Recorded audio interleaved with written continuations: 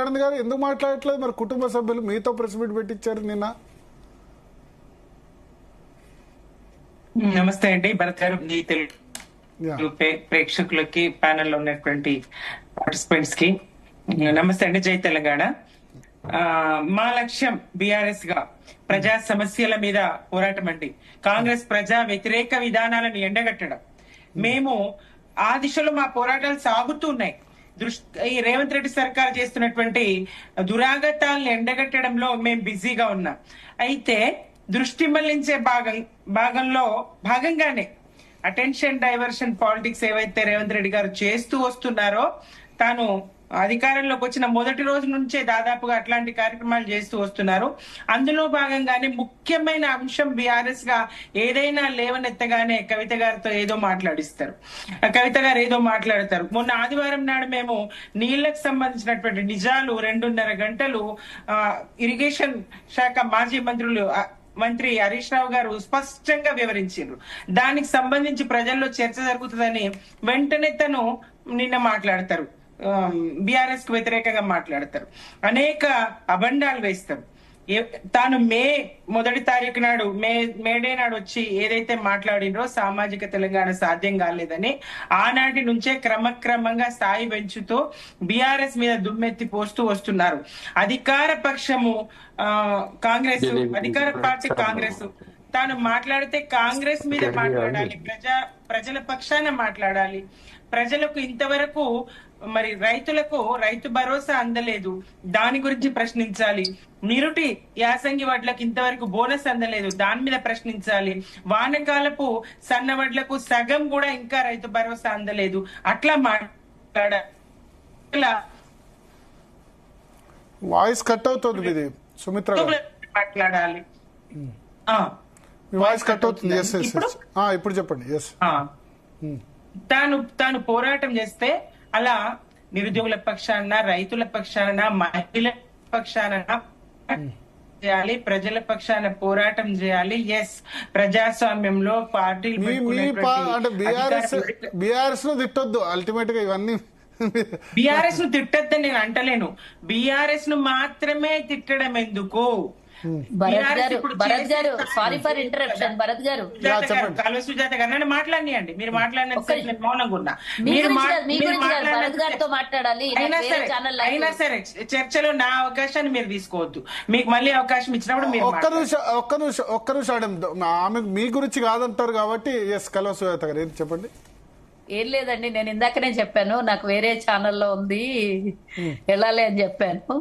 తను అయ్యాక ఒక 2 నిమిషాలు నన్ను మాట్లాడించేసి సుమిత్రానంద్ గారు. తను ఏమి ఆశించి ఇప్పుడు మిమ్మల్ని తిట్టొద్దు, కాంగ్రెస్ తిట్టాలి, అంతే కదా? మమ్మల్ని తిట్టద్దని నేను అంటలేని, ప్రశ్నించడం ఖచ్చితంగా ప్రజాస్వామ్యంలో అవసరం. మేము స్పీకర్ పాత్ర పోషించట్లేదండి.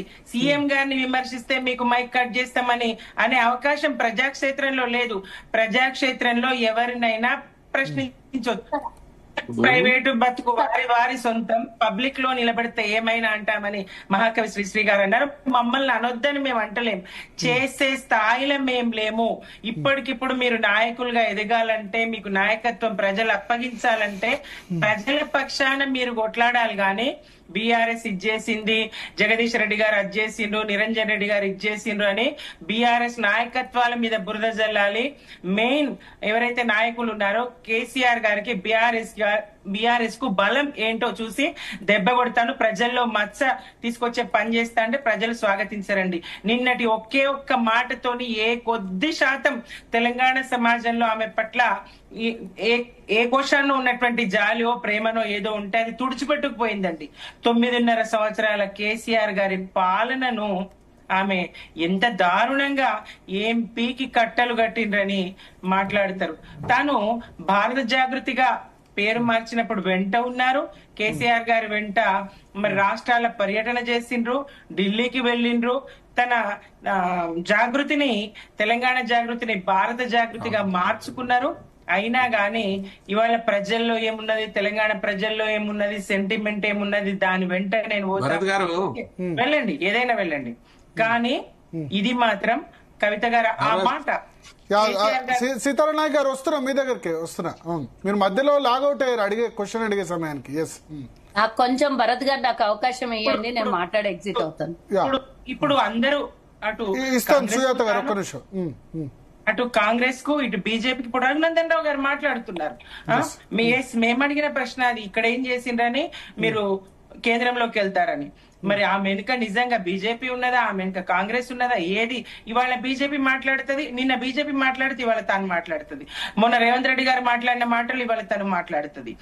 కేవలం కేసీఆర్ గారి దశాబ్ద పాలన మీద దుమ్మెత్తిపోయడానికి బీఆర్ఎస్ నాయకుల మీద ముందు కుడి ఎడమ భుజాలు నిలిచే ప్రయత్నం చేసింది. ట్వీట్లకే సరిపోతున్నారు, ఫీల్డ్ లో లేరు అని. ఒకటి ఇందాక దిలీప్ గారు అన్నారు ఫీల్డ్ లో ఎవరు లేరు అని చెప్పేసి. మీరు కూడా అన్నారు మాకు ప్రతినిధులు ఉన్నారండి, ఎమ్మెల్యేలు ఉన్నారు, నియోజకవర్గ ఇన్ఛార్జీలు ఉన్నారు, స్థానిక సమస్యలు వాళ్ళు పరిష్కరిస్తారు. మరి ఇప్పుడు జాగృతి అని తాను అనుకుంటున్న సంస్థకు లేరు కదా, అయినా రాష్ట్ర వ్యాప్త పర్యటన చేయలేదు కదా. చేసిన ప్రజా సమస్యలు 1% చర్చ, ప్రజా సమస్యలు 1% అయితే మీ వాయిస్ కట్ అవుతుంది సుమిత్ర గారు, మళ్ళీ వస్తాను. ఎస్ సుజాత గారు, ఇప్పుడైతే డైరెక్ట్ గా ఇప్పుడు నిన్న అసెంబ్లీ